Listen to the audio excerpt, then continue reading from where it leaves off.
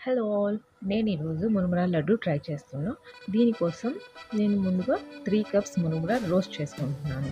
ఎందుకంటే క్రిస్పీగా అవ్వటం కోసం అనమాట. జస్ట్ ఒక 1 మినిట్ అలా రోస్ట్ చేసేసుకుంటే సరిపోతది. వీడియోలో చూస్తున్నారు కదా! ఇలా వత్తగానే పౌడర్ అయిపోతుందనమాట.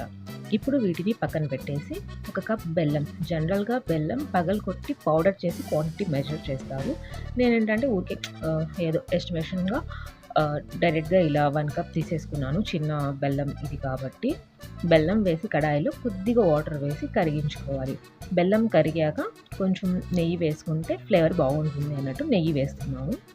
ఇది కొంచెం ముదురు పాకం వచ్చినప్పుడు అంటే ఇలా బబుల్స్ వస్తున్నాయి కదా! ఈ టైంలో వాటర్‌లో వేసి కొంచెం ఇలా ఉండలాగా ఫామ్ అవుతుందో లేదో చెక్ చేసుకుంటే సరిపోతుంది. ఇలా ఉండలాగా ఫామ్ అయినప్పుడు అంటే ఈ స్టేజ్‌లో స్టవ్ ఆఫ్ చేసేసి రోస్ట్ చేసుకున్న మురుముర ఇందులో వేసి మిక్స్ చేసేసుకోవాలనమాట. చేతికి ఆయిల్ లేదా ఘీ రాసుకొని ఉండలుగా చేసుకోవాలి.